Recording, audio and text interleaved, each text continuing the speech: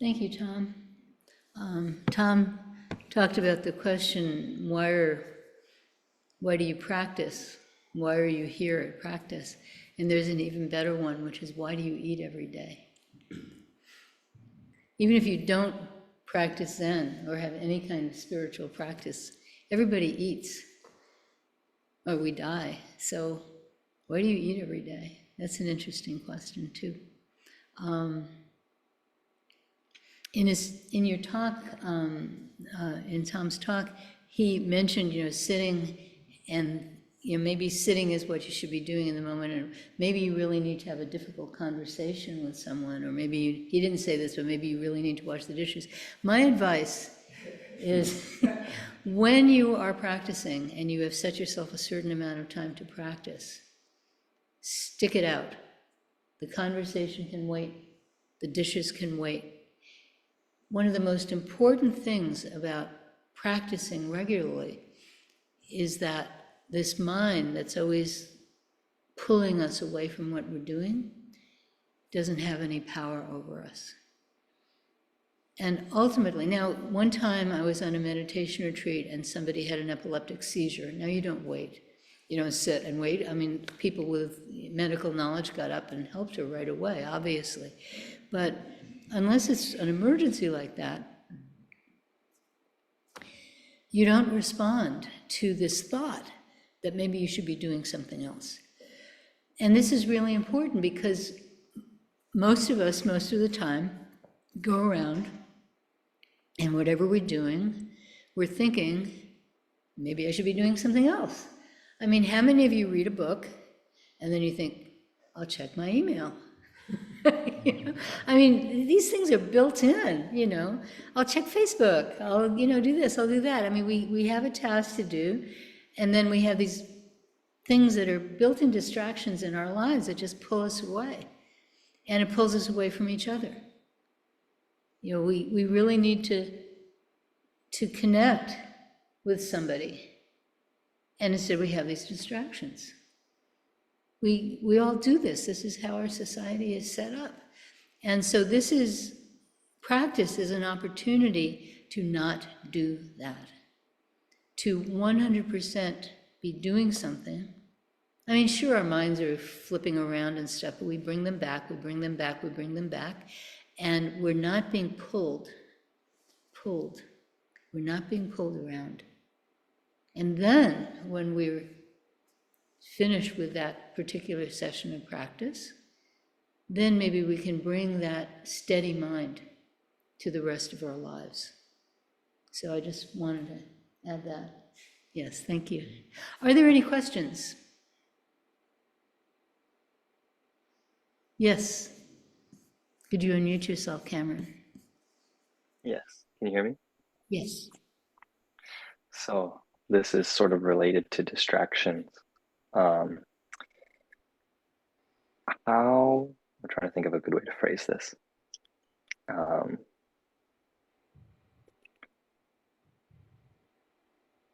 How do we sort of interface with past misdeeds, I guess? Even if, say, you've done something wrong to someone or something, and you've reconciled and like truly made peace in the interpersonal the relationship between you and the other thing, how can you stop from getting distracted, I guess, by the sort of nagging critic in your mind? Does that make sense? Yes, it does. You did something, you're ashamed of it, and you keep going back and back about how you're ashamed of what you did and what a terrible person you are because you did this terrible thing. And you go back and back and back, and your friend says, it's fine, all is forgiven, but you can't forgive yourself, right? That's what you're talking about. Yeah. So digest it. So we're always making excuses for ourselves. We're always telling ourselves, well, I did this bad thing because of this or this or this or this. Digest completely this is what you did. And when you digest it, when you completely accept, this is what I did, and you completely accept the suffering that it caused others, when you can completely acknowledge that and completely digest that, no excuses, then you can move on. Okay? Yeah. Also, on a deeper level, who is this Cameron who did this thing? So this question, what am I, is a very important question. It doesn't allow us to evade our actions, but it allows us to dissolve the feelings of guilt and shame that prevent us from moving forward. So who is it that brushes your teeth? Who is it that puts on your pajamas if you wear pajamas? Who is it that puts on your shoes? I'm sure you wear shoes, right? Who is it that walks down the street? Who is it that's sitting here right now looking at a screen during Zen practice? Who is that person? That's a very important question. One of our main meditation techniques is called Great Question, Wadu. And one form of it is, what am I? What am I? And also, there's a sort of slightly different form on the in-breath, what am I? On the out-breath, don't know. My teacher had a wonderful Korean accent, and he would say, what am I? Don't know! Like that, you know. So this question is very basic and very essential. It's also the same as, what is this? What am I? What is this? They're actually the same question, because we're not separate. So yeah, who is this Cameron that did this thing? Okay? Thank you. Are there any other questions? Yes, and speak really loudly, and I'll say it again anyway. This is kind of going on what everybody else is saying, but I have a really difficult job where I am responsible for deciding when or if foster children go home. Okay, so I'm going to repeat so people can hear. So you have a difficult job where you decide when or if foster children can go home. That is a very difficult job. And I knew that I could do the job because I thrive on chaos. And you thrive on chaos, so you knew you could do the job.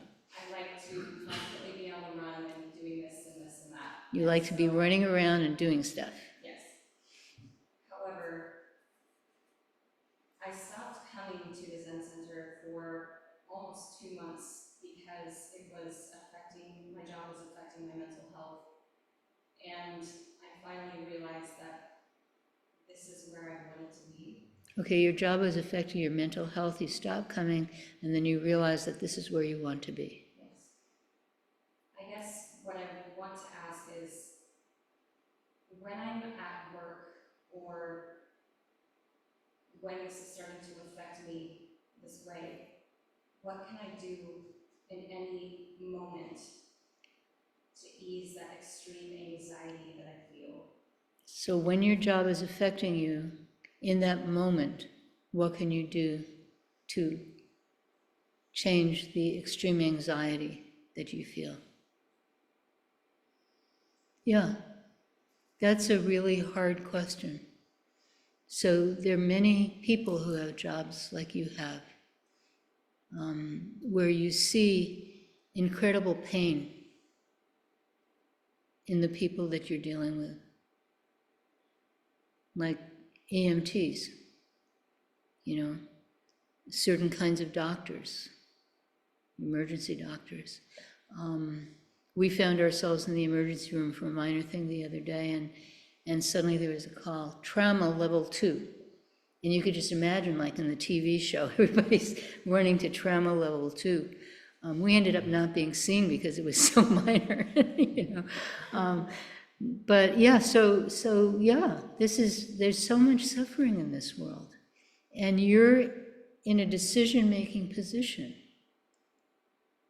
Your decision will change a child's life, will change a parent's life. So that's really, really tough. I have no formula for you. No formula. But as much as possible, this question, what am I? When we ask this question correctly, then our self-absorption goes away, or at least alleviates itself. And so we can take in someone else's suffering without our becoming dysfunctional. And it's really, really hard. I mean, I've never been in your situation. So I'm talking, theoretically. But I do know I had a cousin who was a nurse, she was a nurse for like 40 or 50 years. And early in her nursing career was the AIDS epidemic. And she liked to hang out with gay guys, before AIDS. She would go to all the clubs and she would, this terrible phrase, fag hag, was the phrase. And she was that kind of person. She really loved hanging out with gay guys. And all of a sudden, all her friends were dying and she was nursing them. And what was very interesting about her was she had this tremendous sense of humor. It's like, you could see her coming into a room of someone who's really suffering and just, not telling like, Catskill jokes, Catskill comics or something, but you could just see, that people would lighten up around her. And it was very interesting to me that in that situation, her response was this lightness. So if you can find that, that would be wonderful, but you can't force it. So yeah, keep practicing. And another thing about practice is it's not psychotherapy. And sometimes people need to see a therapist. It's like you don't go to a heart surgeon when you break your leg, right? So practice gives us a certain strong center. And well, it doesn't give us, it opens us up to, we develop a strong center. We develop an open heart. We develop a settled mind, a mind that's not jumping around so much with practice. But sometimes we need a different kind of support also. Sometimes we need to talk to somebody regularly and say, this happened today, this happened today, this happened today, and just, their job is to absorb it. Then they can come home and say to their sweetie, oh my God, all the things I heard today. I'm so anxious about it. But yeah, thank you for the work you're doing. That's really wonderful. Thank you very much. Yeah. Are there any other questions?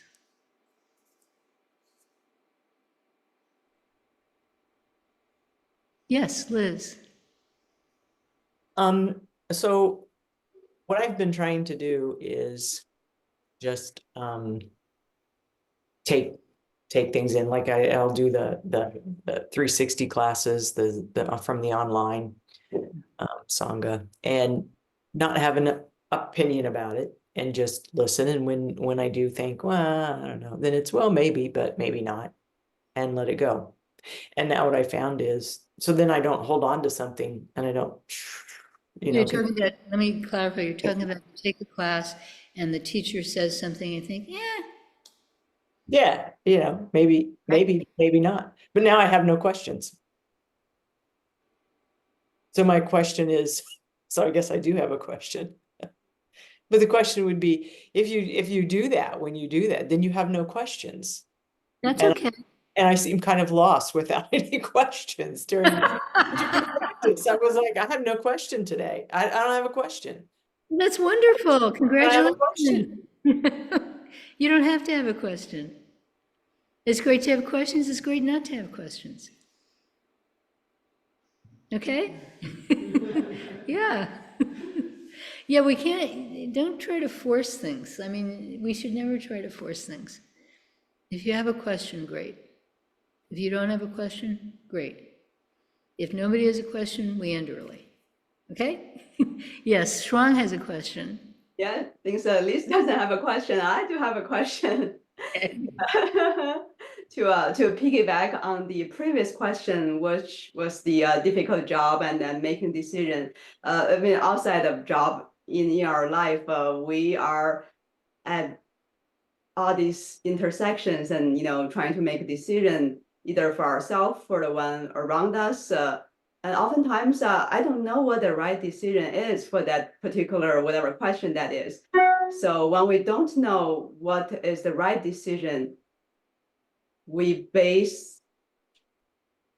decision has to be based on something, could be on intuition or could be based on our, I don't know, clear mind. What do we do when we don't know what is the right decision?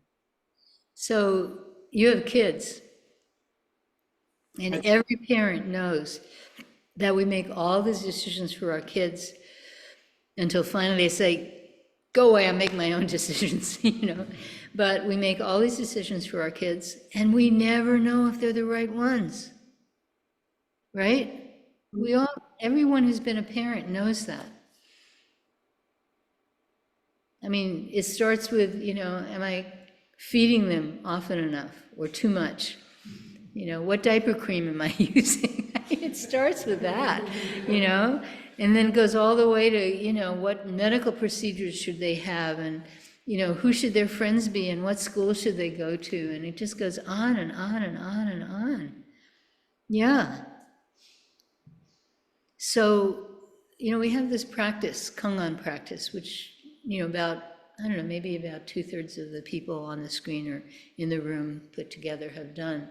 And Kangan practice is very interesting because you come in there and the teacher asks you, well, like, why are you here? Yeah. And if you say something like, well, I'm here because I want to be a better person, that's not a good answer.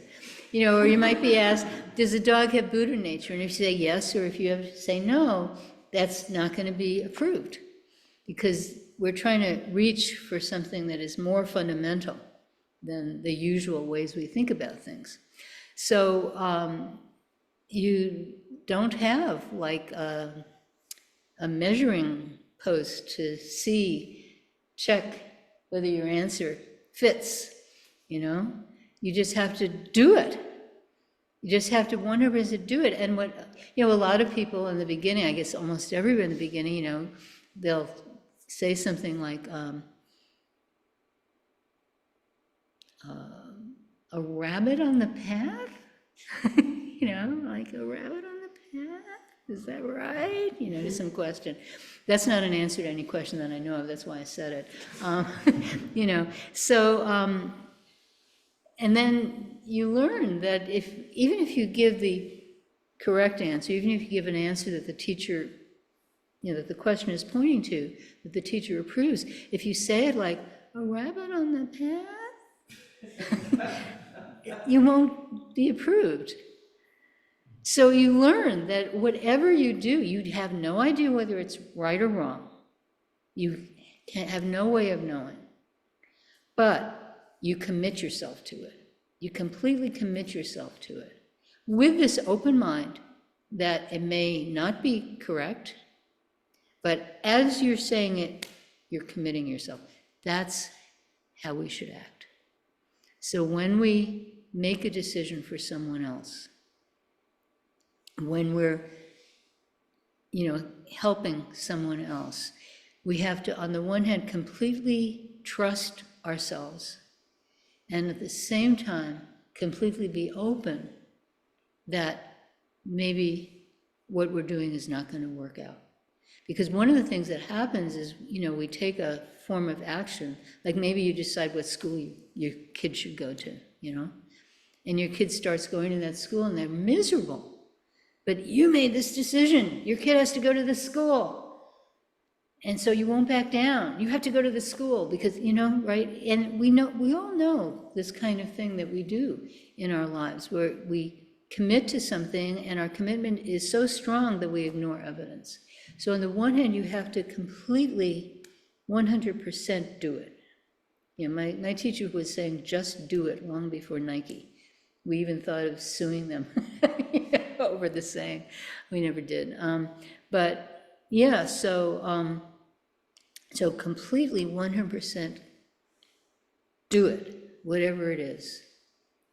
And then on the other hand, keep your open mind, keep your observation open.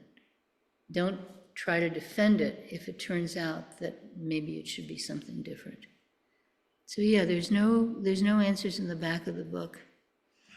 And the other thing is, you know, when it comes to things like decisions we make that affect other people, always with a mind of love. It's very easy, and parents know this, it's very easy to have a mind of anger, but always with a mind of love, as much as we can do that. That's really important. So thank you very much for your question, which is everyone's question. Thank you. And it's time to stop now.